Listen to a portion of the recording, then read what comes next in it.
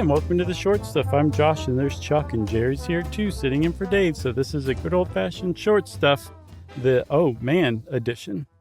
Vigilante justice. Thank you to Perplexity and YouTube and How Stuff Works and Morbidology for the information on the kind of shocking story of Marianne Bachmeier. Yeah, so Marianne Bachmeier, you say vigilante, you usually think guys in the Old West, right? Yeah.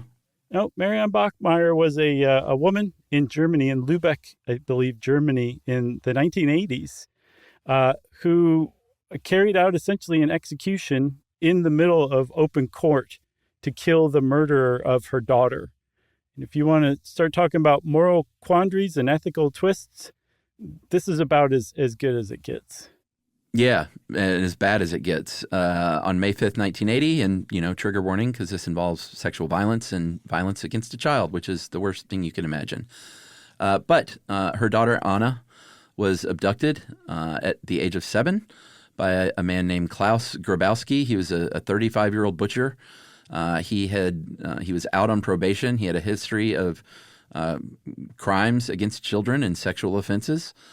And little Anna got in an argument with her mother apparently that morning, skipped school, and Grabowski lured her to his apartment because he said that he had cats that she could play with.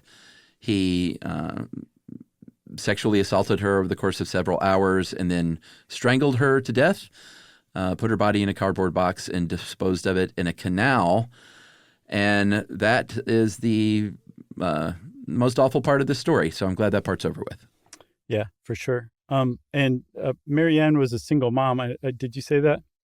No. So Grabowski was actually turned in by his fiance. And like you said, he was out on probation. He'd actually been chemically castrated before, and his chemical castration was reversed when he met his fiance while he was in prison. And so he was caught fairly quickly, I believe, and he was put on trial for the murder of Anna. And during this trial, and within the first, I think, couple of days, his defense was, I didn't sexually abuse her. She said that she was going to tell her mom that I did sexually abuse her if I didn't give her money, so that's why I killed her. And that caused Marianne Bachmeier to absolutely snap. Not only was her young 7-year-old daughter sexually assaulted and murdered, now she was being slandered in open court by the guy who murdered her. Yeah, and gaslit. The whole country is being gaslit by this guy.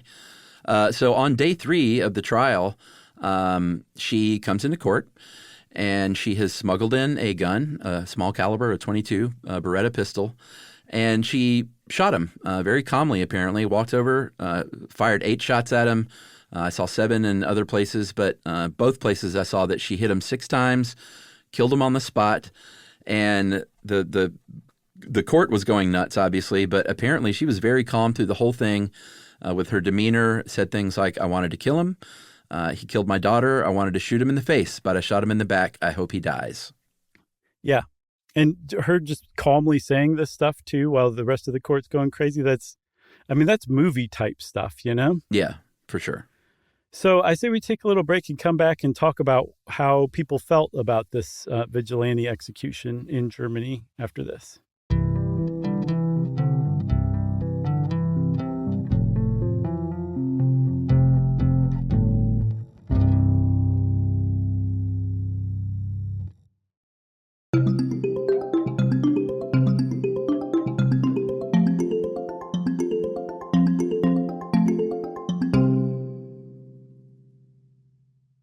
All right. So the vigilante killing has happened in court in front of everybody. So kind of no doubt what happened as to her guilt goes.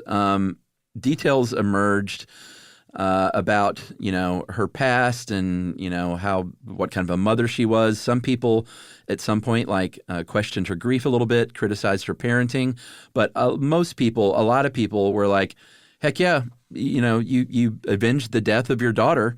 They're in plain view, and you took care of things very quickly and efficiently, and $100,000 Deutsche Marks were raised for her legal defense because of that. Right.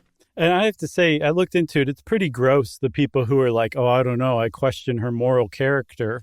Yeah. She had 2 kids out of wedlock, one at 16, one at 18, and she adopted both of them off right after they were born because she was 16 and then 18. When she was 23, she had Anna. She made the decision to raise her on her own as a single mom. And then, so that was like her past that people were like, oh, I don't know about that. And then her behavior after Anna died, she apparently Marianne spent a lot of time at work. She worked in a pub. And that was enough for people to be like, I don't know about this lady. I was okay with her murdering this guy in open court, but she's spending time at a pub, and I've lost faith in her. Yeah, exactly, which surprises me for Germany because they love their beer. Yeah, I should also say this is West Germany, and I don't know if Germans refer to it historically like that still, or if they prefer people to just say Germany, because this is 1980 and 1981. And it was definitely still West Germany that we're talking about. So if you're German, write in and let us know. Yeah, for sure. So she initially had a murder charge put on her. They eventually convicted her of manslaughter and unlawful possession of a firearm. That always cracks me up when a tiny little offense is tacked on. 6-year prison sentence. She served 3 and got out. People thought that was a fairly lenient sentence for obvious reasons. And if you talk about a pretty evenly split survey, there was a survey about a year later in 1983 by the Allensbach Institute, and 28% felt the sentence was just right. 27% thought it was too harsh. 25% thought she got off too lightly, and 20% weren't sure. So it's very evenly, pretty much evenly divided as to how people felt about her even serving those 3 years. Yeah, and plus it also sparked a lot of debates about other stuff too. In particular, whether or not the West German or German court system was a little too lenient with repeat offenders. Remember, Grabowski was out on bail, or on probation. I'm sorry. So that was a big discussion, and also what right does a person like that have? Do you have like a moral right to murder somebody who did that to your child? And then also, does that right extend to if somebody did that to your husband or your wife or your brother?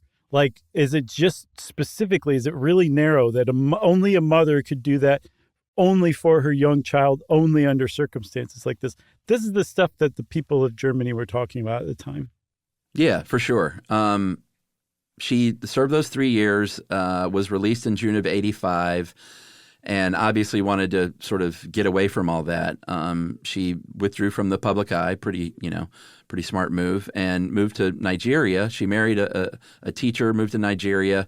She was there through the 90s, but got divorced after a few years. And then after her divorce, went to Sicily and developed pancreatic cancer, a terminal case of cancer. So that eventually got her to go back to Germany, such that she was, in the mid-90s, like occasionally interviewed and stuff like that again because she was back there. In the mid-90s, she was interviewed for a television show where I don't know why she felt like she needed to admit this because everyone knew it happened, but sort of was like, yeah, I did this. I meant to do it, and just passed away about a year later in 1996 at the young age of 46 from cancer. Yeah. I think what she was saying, too, was that she finally admitted that it was premeditated because that's what the case against her hinged on. Was it something that she had planned out?